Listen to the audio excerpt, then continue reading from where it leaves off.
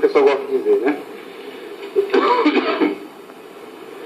O aspecto mais belo e sublime da pregação reside na sua finalidade, a salvação do pecador. Veja a finalidade, né, da pregação, da ministração da palavra, a salvação do pecador. Tem que objetivar sempre tem que chegar a esse objetivo final, né? Pois é por meio dela que Deus salva o homem pelo homem, ou seja, utilizando-se do homem como instrumento para salvar os demais, para salvar o seu semelhante. E esse labor, né, esse trabalho, é descrito pelo apóstolo Paulo em 1 Coríntios 1:21 como um ato de loucura. Então é loucura para os que se perdem, né? É escândalo para os judeus, é loucura para os gregos. Essa estratégia criada por Deus que não é bem compreendida, bem entendida pelas pessoas, né? As pessoas não compreendem como Deus, na sua ação poderosa, na sua ação miraculosa, consegue trazer salvação por meio de outros homens, também eles necessitados de salvação. Então veja, quando você ministra a palavra, não é porque você é melhor que as pessoas que estão sendo ministradas, não é porque você está acima das outras pessoas, você passa pelos mesmos problemas que elas, você tem os mesmos defeitos, só que você se conscientizou dos seus problemas, você ouviu a voz do Espírito que convida o homem para arrependimento, né? Conscientiza segundo o pecado, a justiça e do juízo. Você entrou em contato com a salvação, que é por meio de Cristo Jesus. Então o que acontece? Você é um pecador redimido. Então essa redenção, esse preço que foi pago pelo seu resgate e que te coloca em comunhão com Deus, cobra de você que também torne-se um proclamador dessa verdade. Então o que você está fazendo é proclamar para os demais a salvação da qual você participa. Então a posição do pregador, quando ele se perde nisso, ele acaba desvirtualizando seu papel. Se o pregador pensar que por ser um instrumento por meio do qual Deus transmite a palavra, ele pensar que está numa condição de ser juiz dos demais, ele está completamente desorientado em relação ao seu papel, em relação àquilo que ele está fazendo, aquilo que ele deveria estar fazendo. Ele é um mordomo, ele é um administrador de bens alheios. Então o que acontece? Dentro do reino de Deus, todos os bens que são integrantes do reino de Deus e que são colocados à disposição dele para o trabalho, os dons miraculosos, né? A salvação, a alegria, né? A paz, o poder de Deus por meio do Espírito, né? O dinamis, tudo isso que é colocado à disposição dele é para o bem de todos. Ele é um mordomo, ele administra os bens alheios. Os bens alheios não são dele, são do reino de Deus, são de Deus. Ele é participante, administrador e é o proclamador, é aquele que fornece aos demais, né? O instrumento de Deus por meio do qual isso é fornecido aos demais. A pregação eclesiástica é o ato de discursar por meio de retórica ou de dialética. Por meio dela, o arauto transmite os desígnios de Deus para com os homens. Ela pode ser profética ou pedagógica. É profética quando o pregador inspirado pelo Espírito Santo entrega uma mensagem de Deus aos homens. É pedagógica quando o pregador interpreta o texto bíblico para os seus ouvintes. Mas ela pode ser também as duas coisas, profética e ao mesmo tempo pedagógica. Nesse plano, o pregador, inflamado pelo Espírito de Deus, interpreta para o seu auditório o texto sagrado. E quando isso é realizado de forma parafraseada, a pregação fica bem compreendida e, consequentemente, mais eficaz. A verdadeira pregação necessariamente tem que ter Deus como co-participante. Caso contrário, ela não se enquadra nos moldes bíblicos, nem no ministério eclesiástico, pois foi o próprio Deus quem estabeleceu pregadores e pregações. Emana de Deus, né? Tanto a autoridade para pregar quanto a própria palavra pregada. Ok? Sendo assim, se Deus não estiver implícito ou explícito, né, no processo da pregação, ela não é verdadeiramente cristã. Isso feito, por melhor que seja o propósito do pregador, ele labora como um equipamento eletrônico sem energia, se ele tomar essa atitude de esquecer, né, da centralidade de Deus dentro da sua pregação. E não precisamos ir muito longe para constatar essa verdade. A definição mais comum da pregação é composta de duas citações de Phillips. A pregação é a comunicação da verdade através da personalidade. Comunicação da verdade, a verdade sagrada, a verdade das Sagradas Escrituras, através da personalidade, através das características pessoais do proclamador. Então o que acontece? Vão ter pregações diferentes. Mesmo que eu e você meditemos sobre o mesmo texto, as abordagens serão necessariamente diferentes. Por isso que existe a questão da mensagem, que é a revelação da Sagrada Escritura. Nós temos que comunicar a Sagrada Escritura sem distorção. Todavia, a forma como proclamamos tem características pessoais. Então, tem uma questão mais tranquila, né? Então vai conduzir aquilo como um ensino, né? Meditativo, e o outro tem uma característica mais explosiva. Então, ele vai dar um caráter mais dinâmico, mais impactante para a sua mensagem. Então, ele comunica uma marca, né, da personalidade dele, mas isso não pode, em momento algum, interferir na qualidade, interferir na ortodoxia da mensagem. A mensagem tem que ser bíblica, tem que estar fundamentada no texto bíblico, não pode alterar o texto bíblico. E aí, só voltando um pouco, ele usou mais acima dois aspectos muito importantes. Quando ele falou acerca do caráter profético e do caráter pedagógico. Veja, se você observar um caráter apenas profético, Deus pode, por meio de você, comunicar uma mensagem pessoal. Uma mensagem íntima até. Onde Deus quer exortar um indivíduo, um homem, uma mulher, acerca de algo que só diz respeito a ele. E aí você pode ser um instrumento de Deus para trazer uma mensagem específica para aquela pessoa, inclusive não comunicá-la publicamente, e até a pessoa e falar pessoalmente com ela, falar individualmente com ela, comunicar essa mensagem de Deus. Veja, essa mensagem é só profética, vamos colocar assim. Ela teve aplicação somente para aquela pessoa, para aquele indivíduo. Ela é uma revelação, ela é plenamente de caráter revelado, revelacional. Ela não está fundamentada na Escritura. Ela não está sintetizada no texto sagrado. Você não pegou ela da Bíblia Sagrada. Ela não fez parte da sua leitura. Ela foi uma entrega direta de Deus através de você para aquela pessoa. Então, digamos, ela é apenas profética. Aí temos uma outra mensagem que ele coloca aqui, num caráter pedagógico. Vejamos uma mensagem apenas pedagógica. Ou seja, você é um estudante da Bíblia Sagrada. Você tem muito empenho naquilo que você faz. Você medita sobre as Sagradas Escrituras. Você se empenha em conhecer mais a Escritura e ter um entendimento claro dela. Você faz um esboço bem feito, bem preparado, né? Se prepara para uma oportunidade em que você vai proclamar a palavra. Deixa aquela mensagem bem coerente, bem concatenada, com diversas referências bíblicas que podem trazer elucidação. E aí, quando você recebe a oportunidade, aquela mensagem que já está acomodada no seu coração, você já tem alimentado o desejo em transmiti-la, ao lhe dar a oportunidade, você transmite ela com eficácia. Você consegue conduzir toda a pregação com clareza, e as pessoas compreendem todo o seu ensinamento, absorvem aquele ensinamento, e aquele ensinamento traz ganho para a vida da igreja. As pessoas ouçam esclarecidas sobre dúvidas que tinham na Sagrada Escritura, são corrigidas em relação a atitudes que elas deveriam corrigir, são incentivadas a permanecer na sua fé, a aumentar a sua fé, mudar a sua atitude, ter um engajamento maior, né, na obra de Deus, por meio da palavra que foi ministrada. Aquela palavra que foi dinamizadora dessa ação, aquela palavra que trouxe este ânimo, essa energia para essa ação. Só que ela não necessariamente foi revelada pelo Espírito Santo de Deus num tom profético. Ela foi fruto de um estudo.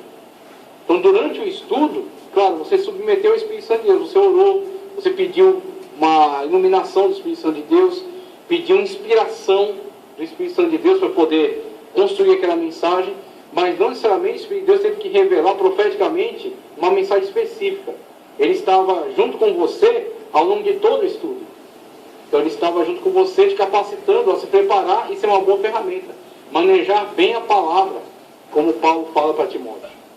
Ser um obreiro de valor, que maneja bem a palavra da verdade. Então, digamos, essa palavra tem um cunho só pedagógico. Só pedagógico. Quando eu digo só pedagógico, de forma alguma eu estou querendo tirar qualquer tipo de valor dela. Porque a pedagogia é o ensino. Se você pegar a origem do que é o pedagogo conduz o aluno ao sábio. O pedagogo zela pela criança. O pedagogo era, na realidade dos romanos, por exemplo, os gregos que foram dominados pelos romanos, os romanos pegavam os professores gregos, vamos dizer assim, as pessoas que tinham um conhecimento, e colocavam como responsáveis pela educação de seus filhos. Então o pedagogo estava ligado ao bem-estar da criança, intelectual e físico. E aí ele zelava para que essa criança pudesse ser bem conduzida ao longo da aprendizagem e pudesse chegar a um amadurecimento pleno, total. Então, quando a gente usa o caráter pedagógico, jamais estamos querendo desprivilegiar a mensagem. Por quê? Hoje a mania é você chegar no púlpito, aí tem uns que tem uns trejeitos assim para poder passar essa ideia, dá um tempo assim, fica meio esquisito e tal, daqui a pouco fala assim, Deus está falando comigo aqui, que a mensagem é assim, a mensagem é assado e tal. Ele quer passar a ideia de que aquela mensagem tem um caráter melhor do que qualquer outra mensagem, porque aquela mensagem está sendo comunicada diretamente por Deus, instantaneamente, naquele momento. Com isso, ele tenta angariar mais autoridade para si, ganhar o público por meio dessas encenações. E é o que acontece. Não há problema em a mensagem ter um caráter pedagógico, porque o caráter pedagógico fala acerca do caráter de ensino. E quando você está ensinando a Sagrada Escritura, você está ensinando um texto divinamente soprado por Deus, um texto teopneustos, infalível, inerrante, um texto que edifica, um texto que traz resultado. O Senhor falou acerca da sua palavra, porque a palavra que sai da minha boca não voltará vazia. Antes ela irá e realizará aquilo para o qual foi enviada. Então a palavra de Deus é eficaz. E se proclamada de uma forma responsável, honesta, bem proclamada, com toda a clareza, com toda a explicação, e o povo absorveu aquela mensagem de uma forma plena, aquela mensagem vai surtir resultado. Então ela não teve um caráter profético, vamos colocar assim, ela teve apenas um caráter pedagógico, mas ela é eficaz. É plenamente eficaz. Aí a outra possibilidade que ele traz é essa mensagem pedagógica também ser imbuída de um caráter profético. Aí o que a gente falou na aula passada, por exemplo, sobre quando Deus, em determinado momento, ele entende que tem que alterar a mensagem. Você já tinha um esboço, mas Deus entende que a igreja precisa de uma outra mensagem. Essa mensagem que você preparou vai ficar por outro momento. Deus vai alterar a mensagem, vai te propor, vai colocar no seu coração uma outra mensagem e vai te dar toda a capacitação para se conduzir naquela mensagem. Agora veja, como foi falado na aula passada aqui, o Senhor, o Espírito de Deus, fará lembrar. Fará lembrar. Então, quando houver essa alteração de mensagem, numa situação dessa, em que Deus te revelar uma outra mensagem para entregar para a igreja, o Espírito Santo de Deus vai fazer você lembrar de todos os recursos que você tem dentro de você. Todo estudo que você já tem, todo preparo que você já desenvolveu para outros sermões, para outros esboços, e todo aquele preparo, todo aquele material vai estar disponível agora ao Espírito Santo de Deus para usar. Então o Espírito Santo de Deus vai instrumentalizar todo esse conteúdo para que seja edificante para a igreja. Aí temos uma mensagem que tem um caráter pedagógico e profético ao mesmo tempo. Tá certo? Então temos aí essas distinções que ele faz e como é importante, você observar a importância, observar o valor de cada uma delas. Na continuidade, aí na página 5 diz, o homilético de renome Andrew W. Blackwood, deve ser assim, deu duas definições condignas. A pregação é a verdade divina pronunciada por uma personalidade escolhida, a fim de satisfazer a necessidade humana. A pregação significa interpretar a vida hoje, à luz das Escrituras, de modo que as necessidades do ouvinte sejam satisfeitas agora, e o ouvinte seja orientado na realização da vontade de Deus amanhã. A palavra pregar ou pregação tornou-se muito popular com um sentido que já observamos acima. Entretanto, estritamente no conceito eclesiástico, quando falamos do ato de falar da palavra de Deus, o termo pregar não é bem colocado, porque quem prega fala do que é seu.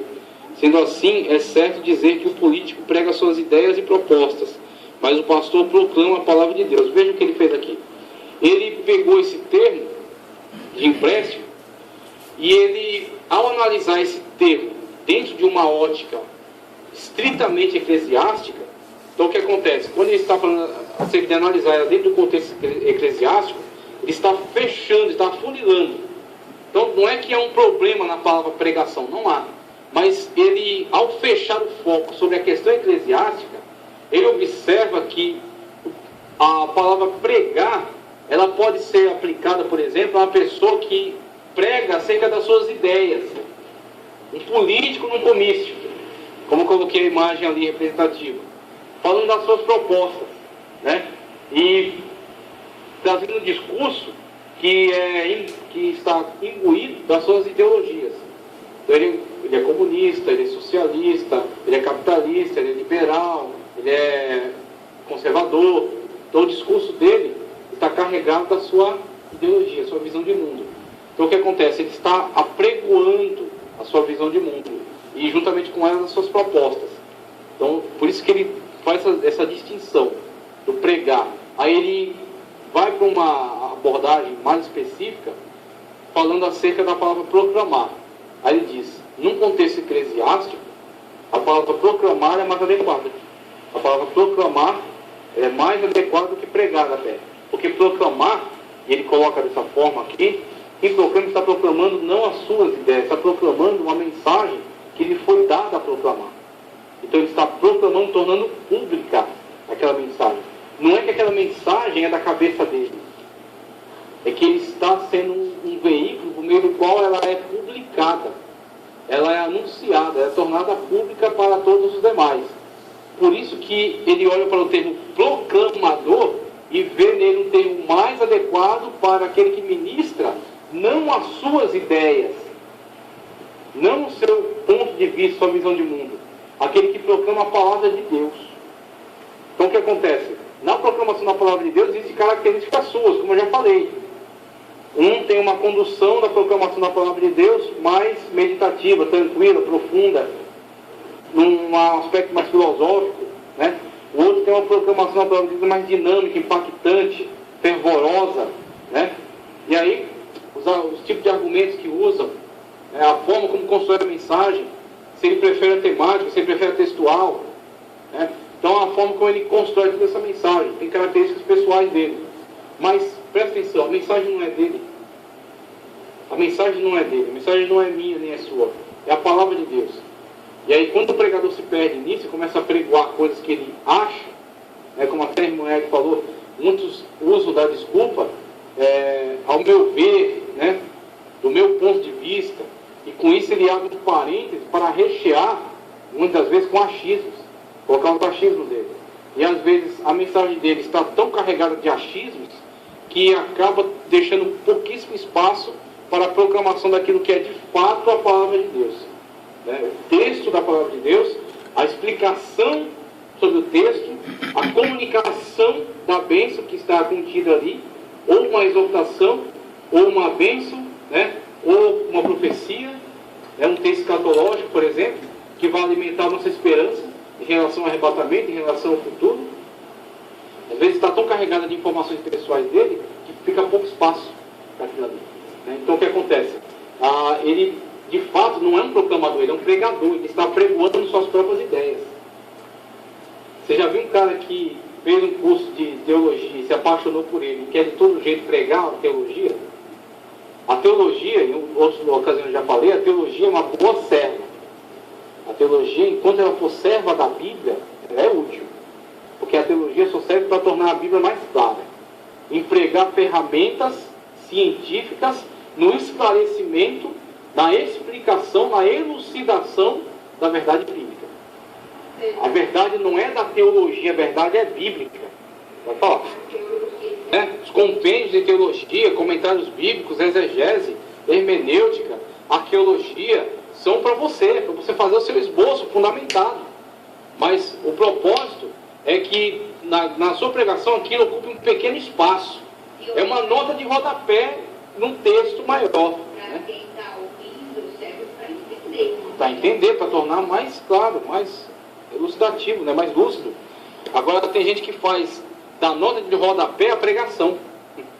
Daquilo que deveria ser um acréscimo, ele faz o principal. E aí, por quê? Porque às vezes aquilo vai angariar para ele bocas abertas, né? Oh, que extraordinário, que sapiência, né? Vai angariar para ele fama, né? Nossa, você viu a habilidade, né? Você viu como ele consegue citar, né, frases em grego, em hebraico, em latim, em aramaico, né? Em clingo, sei lá, ele vai citando. Quando eu vejo um pregador começar a falar muito, né? Mesmo coisa de pregação. Imagino eu o quê? Pode muito da palavra, eu penso assim. Porque será que a gente veio aqui para ouvir a imaginação dele? O que ele imagina, o que eu imagino, o que nós imaginamos, né? O que eu imagino, eu posso imaginar em casa mesmo. Então o que a gente precisa é da comunicação da palavra. Então a gente precisa da comunicação do achismo dele e das imaginações dele. A gente veio aqui ouvir a comunicação da palavra. Conhecer história, explica muita coisa, né? Aí, exatamente, pode trazer esclarecimentos importantes. A história da época, os costumes da época. É isso aí. Explica muita coisa, mas Exatamente. eu acho que, imagino eu. Aí começa um risco. Então o que acontece? Fundamente essa sua imaginação, né? Traga o porquê. Por que essa inferência? Onde você quer chegar? Aonde que ela é útil? Aí o cara vai explicar. Por que foi cobrado imposto de Jesus? Aí ele vai ter que abrir um parêntese para uma informação histórica relevante. A Judéia, né, estava sob a dominação romana. Havia separações de áreas administrativas. Ao se deslocar de uma administrativa para outra, havia cobrança de um imposto, de uma alfândega, né, de uma taxa. E aí, ao se deslocar de uma província para outra, foi cobrado de Jesus uma taxa lá. Os cobradores disseram: olha, teu mestre não pagou. E aí, ao Pedro comunicar a ele, Jesus vai lá e intervém com uma ação miraculosa. Primeiro ele fala para Pedro, né, quem tem que pagar, os filhos dos reis ou seus súditos, né? Então, por que o filho do homem deveria pagar? Aí, ele, mesmo com essa argumentação, mesmo assim ele paga.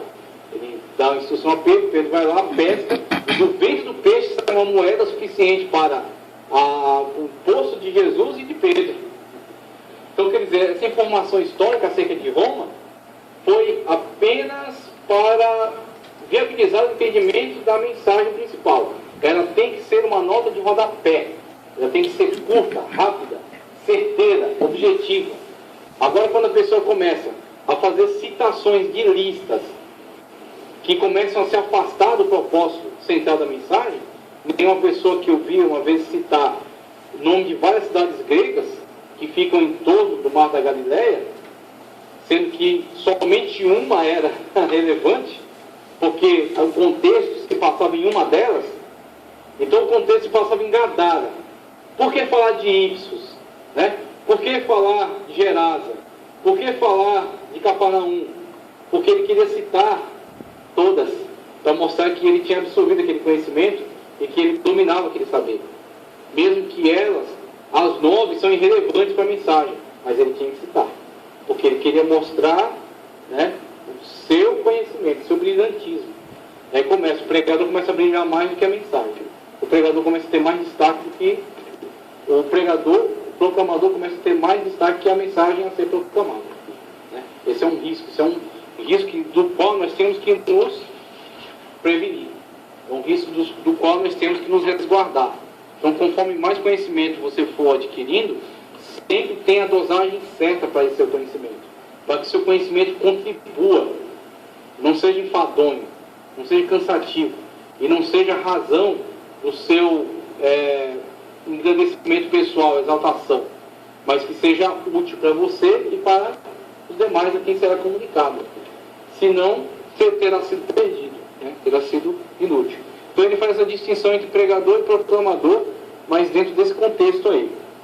Aí ele segue a origem da pregação. A pregação tem origem em Deus. Foi ele quem criou os recursos característicos da verdadeira pregação. E não fez isso aleatoriamente, de forma fortuita, mas num método planejado a fim de salvar almas. Veja, nessa parte aqui, o que ele quer comunicar? O que ele está chamando a atenção? Ele está chamando a atenção para o fato de que pregar a palavra de Deus não é qualquer coisa. Parece que seria até irrelevante dizermos isso. Vocês estão aqui empenhados em aprender. empenhados em tornar-se cada vez melhor, vocês, eu. Mas é necessário porque, mesmo que você tenha absorvido já esse conceito, você vai se deparar com pessoas que não encaram da mesma forma.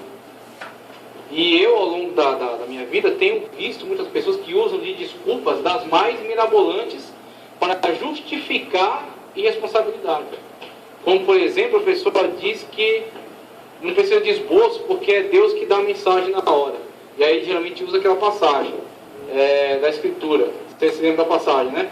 Que não vos preocupeis com o que é a vez de falar, porque na hora o Espírito Santo vos fará lembrar. Primeiro ponto, ele vos fará lembrar. Lembrar é resgatar conhecimento já absorvido. Então você já absorveu aquele conhecimento, já internalizou. Você não está pensando nele agora, mas quando você precisar, você pode resgatá-lo da sua memória. Então o Espírito Santo faz exatamente esse resgate desse conhecimento já absorvido. Então ele vai usar aquilo que você tem. Vai usar aquilo que está disponível para ele usar, que você absorveu, que você internalizou. Segundo, analise o contexto. E aí vocês fizeram já hermenêutica e método de estudo. Vocês têm condições de analisar o contexto. Qual foi o contexto que Jesus disse isso? Jesus disse essa afirmativa no contexto da pessoa que foi levada à força para um tribunal. Vos denunciarão, vos entregarão aos juízes, aos magistrados, aos reis. E aí ele fala para não ter medo.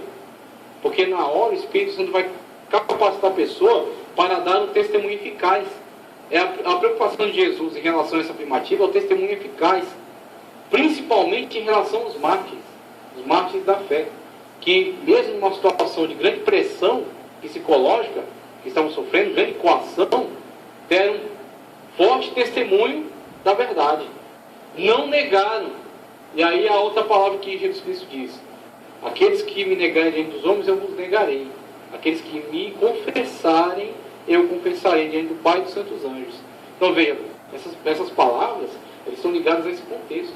Jesus Cristo não está falando do dia a dia do pregador que tem que ter responsabilidade, se preparar para proclamar um ensino com eficácia. Ele está falando de uma situação emergencial, em que o Espírito Santo de Deus dará coragem, ousadia, audácia, para a pessoa, mesmo numa situação dessa, dar testemunho, né? Dar testemunho da verdade. E a pessoa já quer manipular essa palavra e pegar Jesus de surpresa. Que nem o diabo tentou fazer ela manipulando a palavra para tentar fazer Jesus pular do alto da muralha, né? Atira-te daqui, porque está escrito que dará ordem aos teus anjos. Tem gente que adota a hermenêutica do diabo. Tem gente que adota a hermenêutica do diabo. O que é a hermenêutica do diabo? A hermenêutica da distorção. Quantas vocês são conhecedores disso? Porque vocês também ouvem rádio, vocês também veem televisão, vocês também ouvem pregações por aí. Quantas mensagens você ouve, você tem certeza que aquilo é uma distorção, que aquilo está sendo manipulado. E tem gente que manipula conscientemente, que sabe que ele está manipulando incorretamente, só que aquilo vai trazer algum tipo de benefício, e ele manda ver, manipula mesmo. Então, esse trecho aqui que ele está falando aqui, Deus não trouxe um conhecimento, uma palavra revelada e uma proclamação da palavra de forma desordenada, de forma fortuita. Ele trouxe de uma forma ordenada. Então o Senhor veio revelando na Sagrada Escritura ao longo de muitas épocas e ao longo de diversos personagens. E a Escritura está toda entrelaçada, está toda concatenada. Um texto colabora com o outro na compreensão do objetivo maior, que é a salvação da humanidade. Então, se Deus trabalha com ordem, por que Deus vai tolerar um pregador, uma pregadora que se acha muita coisa e quer chegar de qualquer jeito no púlpito e proclamar uma mensagem de qualquer jeito? E começar a falar do achismo, começar a falar de conversa de miolo de garrafa, começar a falar abobrinha. Isso é aceitável para Deus? Não é. Não tem condição. Você pode meter o pau na hermenêutica, na homilética, o quanto quiser. Deus continua tendo um compromisso sério com a sua palavra. E se nós quisermos ser proclamadores da palavra de Deus, a gente tem que adotar a postura correta, a postura séria, a postura que Deus tem adotado em relação a nós. Então tem muita gente que quer fugir da responsabilidade. Mas é o próprio Deus que os conclama a termos uma atitude respeitosa, uma atitude séria em relação à proclamação com eficácia da palavra de Deus. Padrões de pregação, veja. Padrões de pregação. Na verdade está até dentro daquele tópico ainda. Padrões de pregação. Hoje em dia tem sido criado muitos métodos e padrões para instruir pregadores. Mas são meras tentativas artificiais que nasceram da mente de fabricantes de pregadores. Veja, isso aqui, ó. Aqui é rápido. O que ele está dizendo com isso aqui? Basicamente, a pregação do Evangelho hoje, pregação bíblica, homilética bíblica, em muitos lugares, ela virou entretenimento. Então o que acontece? Como eu já tinha falado, inclusive na última aula também, muitos lugares se tornaram vítima do público, se tornaram vítima da multidão. Então o que acontece? Para manter aquele contingente de pessoas, pastor, pregador, né, as pessoas que estão ligadas à área do Ministério do Ensino, da pregação, eles são orientados a trazer um tipo de palavra seletiva e que seja agradável ao público. E tem lugares que foram tão longe nessa vamos dizer assim, vitimação do ministério, o ministério viciado em números, né, em contingente de pessoas. Tem lugar que foi tão longe que transformaram a igreja em coisas que não tem nada a ver com a igreja.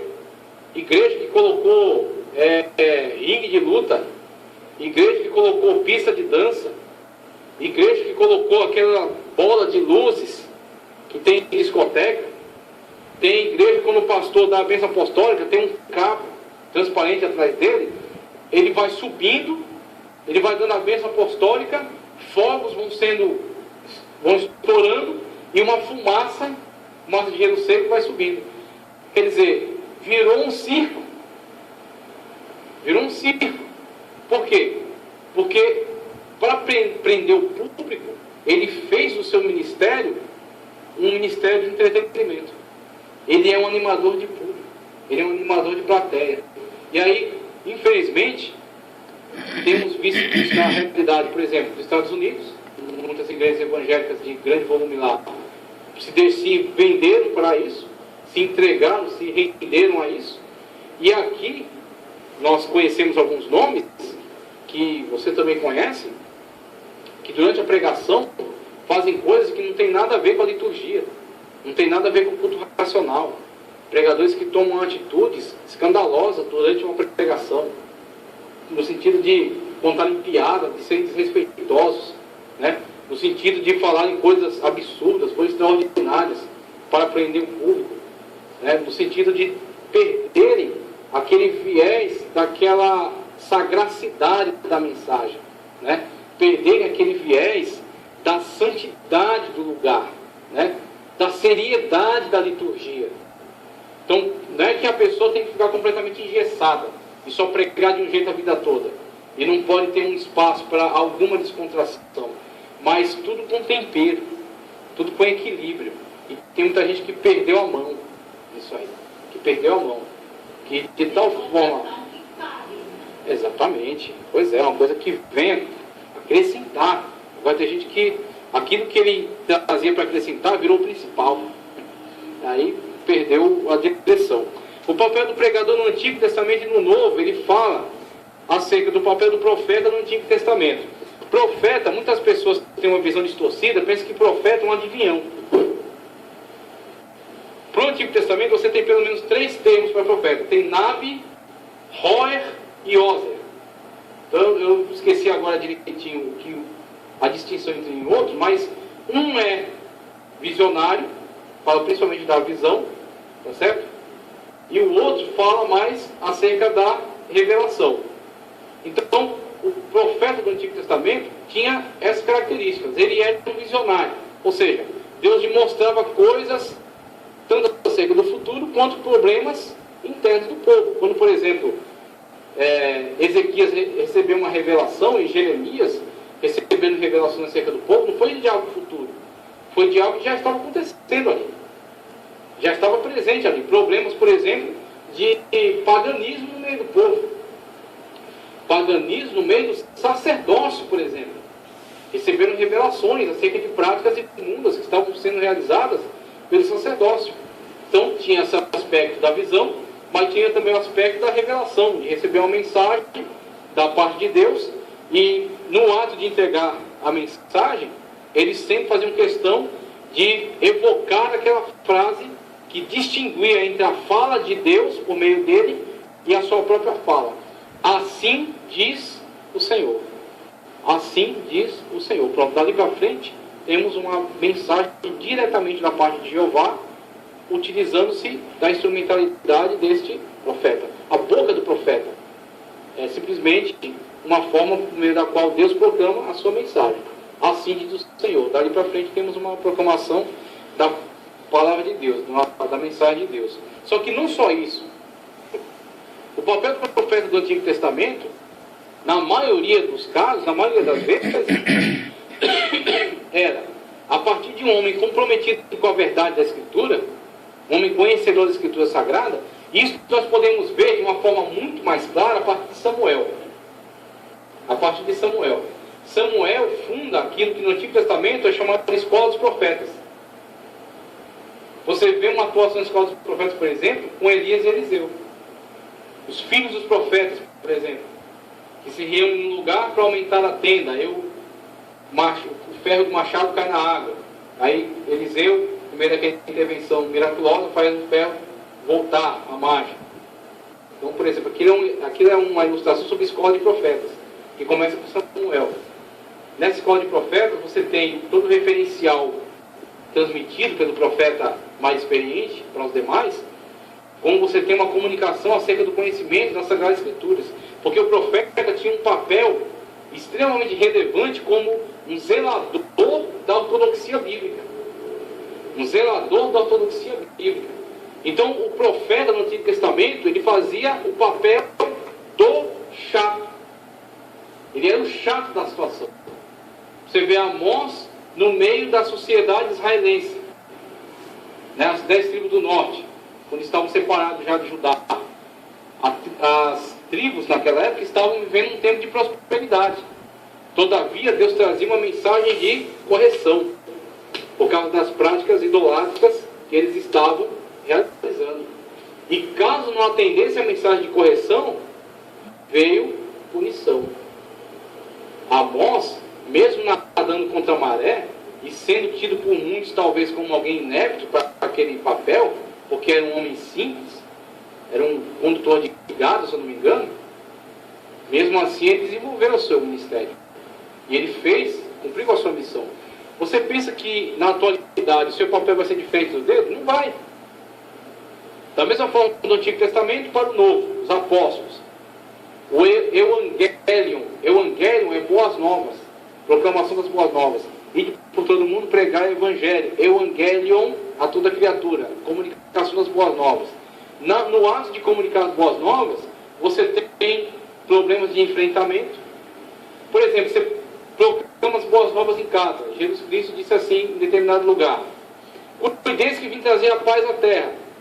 Não vim trazer a paz, mas a guerra. Vim trazer espada. Vim colocar o pai contra filho, filho contra pai, nora contra sogra, sogra contra nora. Por que essa palavra da parte de Cristo? Essa palavra que nos parece tão escandalosa. Por causa do Evangelho. Quando você abrir a sua boca e proclamar o Evangelho, a boa nova da salvação em Cristo, no seu ambiente, você vai ter pessoas que vão receber aquela mensagem como uma dádiva, salvação para a vida delas, e você vai ter pessoas que vão se colocar contra ela de uma forma extremamente violenta. E às vezes até de pessoas que você menos imaginava. Pessoas às vezes do seu núcleo familiar, que vão, ao se deparar com aquela mensagem, vão se colocar de uma forma extremamente violenta contra ela. E aí se cumpre a palavra de Cristo. Não vai ter paz, querido, vai ter guerra. Porque você agora está pela verdade. Né? Vai ter guerra, porque agora você está pela glória de Deus, pela vontade de Deus. E aquele que cumpre a vontade de Deus necessariamente estará contra o mundo. Porque João diz de uma forma inversa: aquele que agrada, aquele que faz a vontade do mundo está contra Deus. Então, a lógica inversa funciona da mesma maneira. Você coloca a favor de Deus, do reino de Deus, você está contra o mundo. Então vai trazer contradições, vai trazer aflições, vai trazer perseguições, né? Vai trazer desunião. Porque às vezes a união que existia estava baseada em hipocrisia. Quando você traz a verdade lança a luz ali e revela muitos problemas, muitos males. É onde vem contradições. Então, o proclamador no Antigo e Novo Testamento, muitas pessoas pensam que pregador, proclamador, é uma pessoa de destaque, é uma pessoa de boa oratória, é uma pessoa com uma imagem, uma autoimagem extremamente valorizada, uma pessoa que desfruta de benesses, é uma pessoa que é sempre cumprimentada, é sempre honrada por todos, está acima, né? Está acima da carne seca, acima do bem e do mal. Na verdade, às vezes, determinadas pessoas que nós vemos por aí, na verdade são artistas. São artistas. O verdadeiro pregador, às vezes, nunca é visto. O verdadeiro proclamador, às vezes, nunca é visto, né? Esse aí é o artista que convida para o evento. Vem um artista, só na hora da pregação, chega atrasado, não dá paz do Senhor para ninguém, os obreiros, para ninguém, passa direto, vem para o púlpito aqui, dobra o joelho 5 minutos, levanta, começa a tirar foto de si mesmo, começa a tirar foto dos outros, né? E aí daqui a pouco vem e entrega uma mensagem que ele já pregou 50 vezes, que ele já decorou aquela mensagem de ponta a ponta, ele não precisa nem abrir Bíblia, abrir nada, porque está decorado na mente dele, e é aquela mensagem, mesmo sendo decorada da parte dele, tem ali uma proclamação da palavra de Deus, e a palavra de Deus faz efeito por si mesmo. E aí ele acaba levando os méritos, levando a honra pelo benefício trazido pela palavra de Deus, não por ele. E ele leva o mérito, leva a honra disso aí. E aí temos aí uma situação aqui, temos que fazer uma distinção então. Temos aí de um lado um artista e do outro lado temos um pregador. E o pregador, muitas das vezes, não será visto. O pregador não será reconhecido. O pregador será combatido, às vezes, porque ele tem a coragem, ele tem a audácia de trazer a verdade da palavra de Deus aonde ele estiver, né? Na situação em que ele estiver. Então temos aí o papel do pregador no Antigo e no Novo Testamento. Agora, essa parte que eu gostei muito, que ele traz aqui, sugestões básicas para velhos e novos pregadores. Sugestões básicas para velhos e novos pregadores. Olha as sugestões que ele traz aqui. Eu gostei muito disso aqui. Olha só, a primeira sugestão.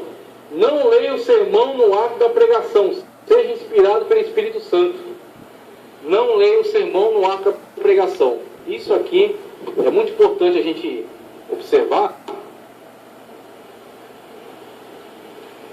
Quem está falando de homilética, necessariamente a gente está falando de você se utilizar de alguns recursos. Um recurso fundamental para quem leva a sério a palavra de Deus, para quem leva a sério uma proclamação eficaz da verdade, é fazer o seu esboço.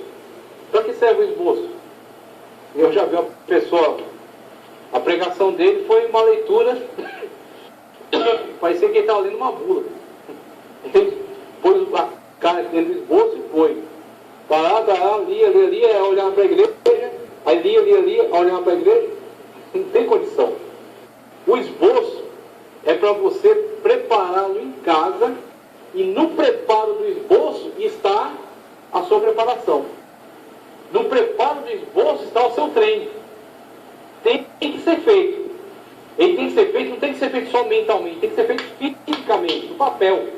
Tem que pegar o papel, pegar a Bíblia, pegar o dicionário, pegar a concordância bíblica, a mensagem principal, central, orar, pedir a inspiração, ou quando vier uma inspiração no dia, anotar o versículo para, no momento oportuno, você sentar na sua escrivaninha lá, pegar o seu chá, suas bolachas e começar.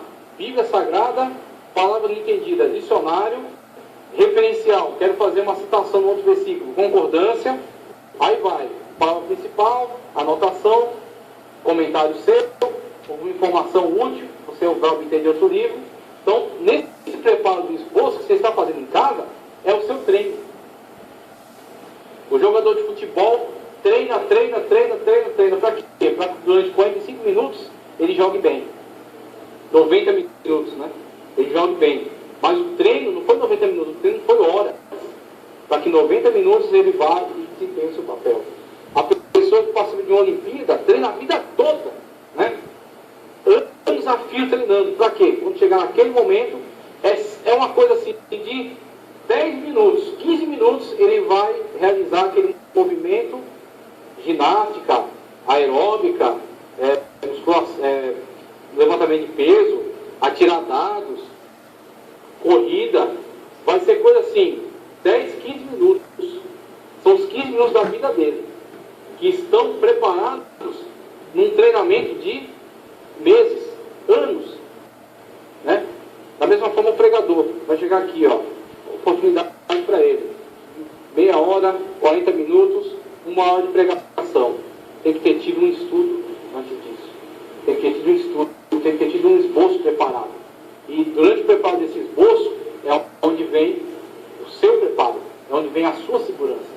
E aí, quando você está lá, você até pode abrir a Bíblia e colocar o esboço do lado. Para quê?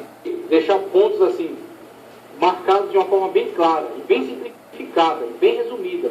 Somente para você, com a Bíblia aqui, a leitura bíblica, você olhar para aquele ponto, você já se lembrar daquilo que você estudou e proclamar de uma forma natural, de uma forma fluida.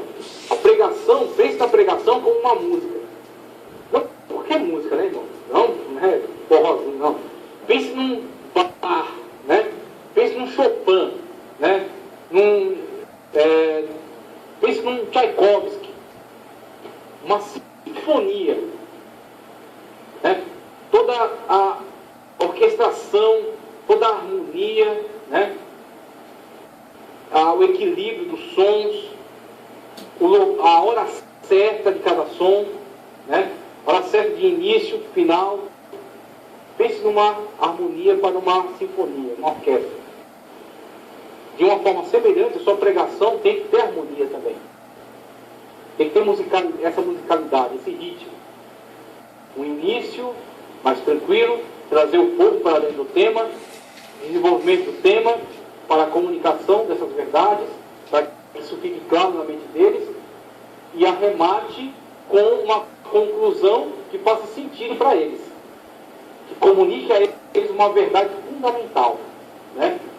Que seja uma exortação, que seja um consolo, que seja uma mensagem de ânimo, que seja uma mensagem de esperança, mas que seja conclusiva, que arremate, que encerre aquele assunto, né?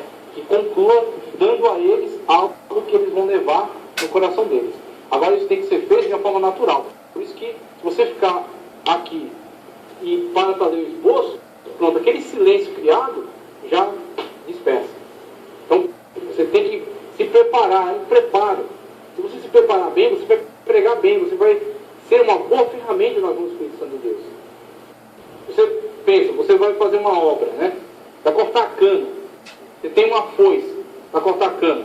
Você pode pegar aquela foice cega e tacar na cana lá, vai cortar, mas vai cortar com extrema dificuldade. Agora, se você parar um pouquinho, pegar uma pedra e amolar, seu trabalho vai ficar mais fácil, você não vai se cansar muito e vai ser muito mais eficaz. Assim, o Espírito Santo de Deus, ele pode usar uma pessoa com pouco preparo? Pode. Certamente, ele é Deus. Só que a pessoa não tem muitas ferramentas. A ferramenta dela é limitada. Ela vai usar dentro das suas limitações. Se ela se preparar melhor, o mesmo Espírito Santo de Deus vai usar ela e vai utilizar de todas essas ferramentas que estão disponíveis para ele usar. Então ele fala aqui, ó. Pode falar.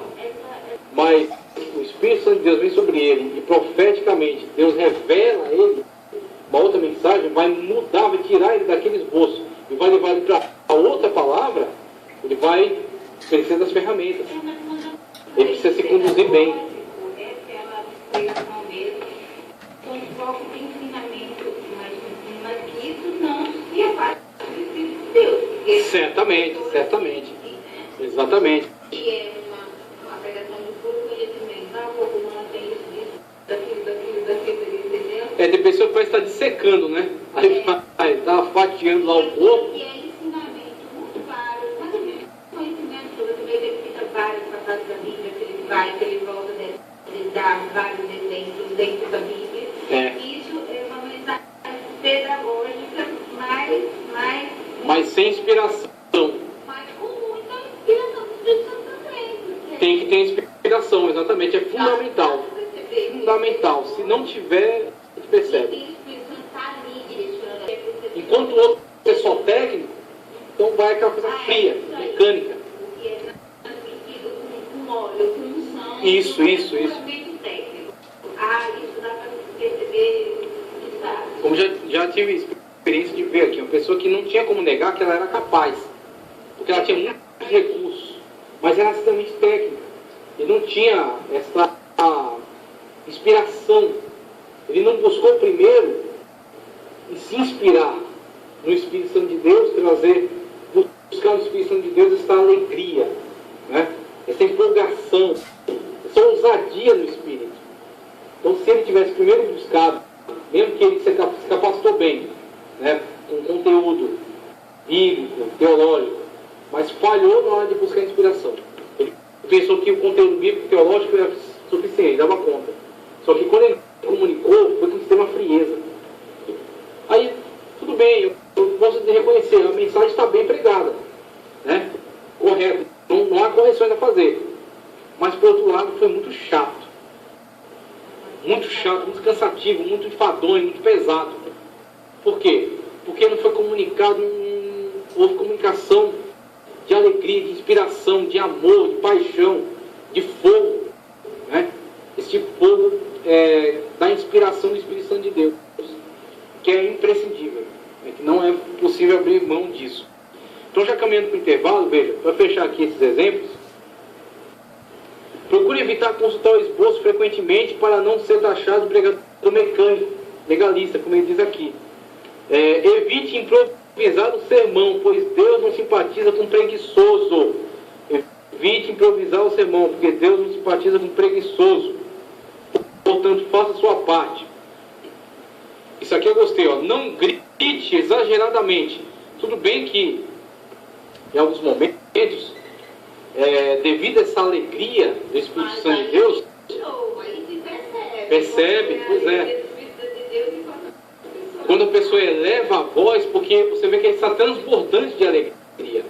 E essa elevação dela é a comunicação dessa alegria, é a comunicação dessa empolgação, é a comunicação dessa ênfase que ela está dando na mensagem. E em outro lugar, a elevação de voz é simplesmente para ganhar o público. Então, há muito barulho, muita gritaria, mas não há inspiração. Então, é esse o alerta que ele dá. Não grite exageradamente enquanto prega. O Evangelho é uma proclamação, não é um leilão. Não é um leilão. Nem desespero. Tenha compostura, use seu entusiasmo e não a gritaria. Você está na casa de Deus e não na feira. E aí tem gente que viu tanta mania fazer isso, que ele estava conversando com você normal ali. Se a mensagem vir para ele de surpresa e ele pôr o pé aqui no púlpito, pronto. Só dele subir aqui, já começa a gritaria. Já começa a loucura. Aí começa a gritaria, começa a impostação de voz, começa a mudança de voz, né, trejeitos. Por quê? Porque ele criou um personagem.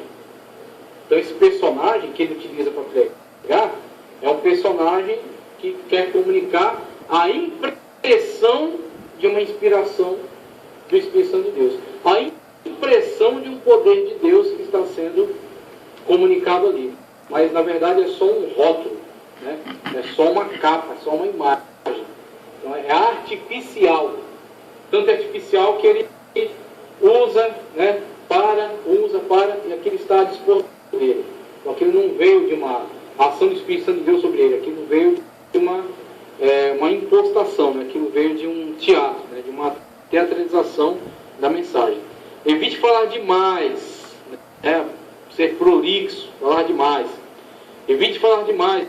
Não fale palavras ociosas, palavras inúteis, que não estão relacionadas à comunicação da mensagem. Use o tempo necessário, vá parando quando os ouvintes começarem a consultar o relógio. Não seja enfadonho. Não é por muito, né, exagerar, não é por muito repetir, que a mensagem será inculcada na mente das pessoas. Eu pergunto, verdade. As pessoas começam a olhar porque não está sendo comunicada de uma forma eficaz, ou o pessoal, infelizmente, não está. Você já falou demais, a mensagem já foi entregue, e você está passando o limite. Diz, a mensagem já foi entregue. E a pessoa quer permanecer porque está gostando daquele momento, quer esticar, quer agregar mais alguns exemplos, mas ali extrapola, a mensagem já foi entregue, o conteúdo já foi absorvido, o pessoal já está cansado e já quer ir embora. A pessoa fica forçando a barra, né?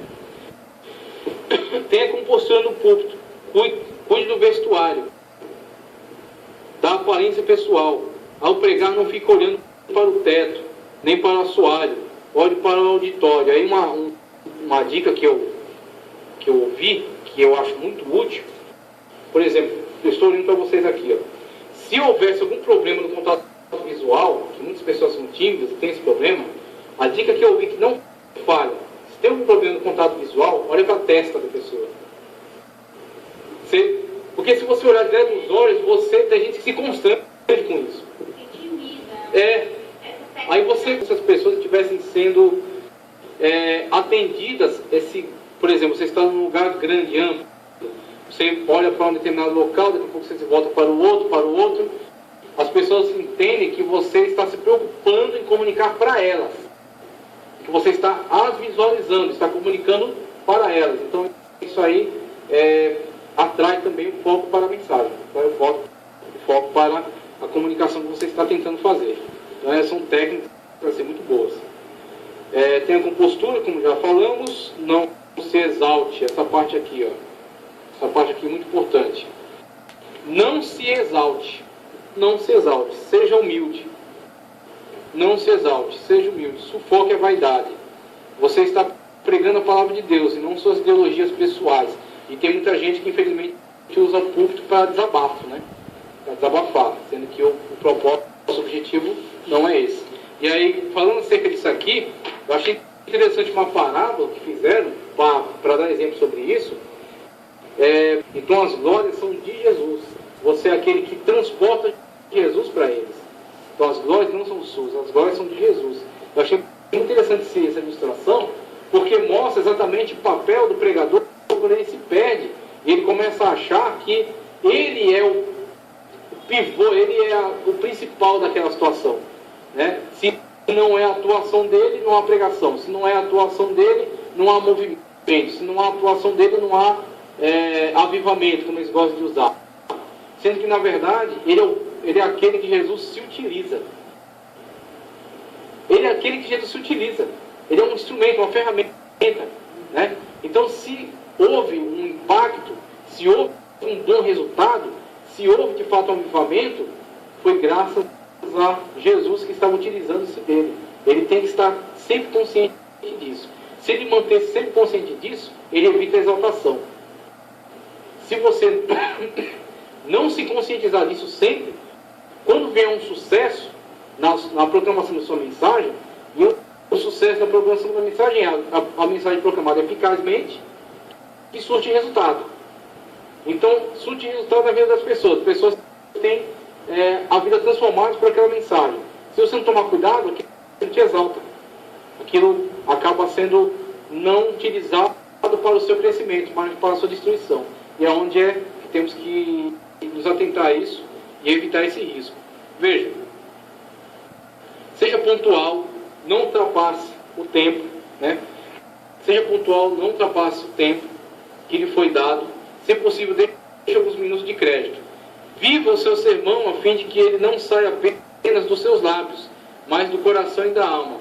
Pregue o que vive e vive o que prega. Viva hoje como se fosse morrer amanhã. Estude hoje como se a vida fosse eterna. Pregue como se fosse o último sermão. Então, muito, muito legal isso aí. Não se entregue à lei da inércia e do menor esforço. Nem seja preguiçoso. Busque de joelhos no celeiro de Deus gloriosas mensagens para alimentar o povo. Estude como se tudo dependesse de você. Estude como se tudo dependesse de você. e ore como se tudo dependesse de Deus. As duas posturas corretas. Pois é, Miguel Unamuno, Dante é um estúpido adulterado pelo estudo.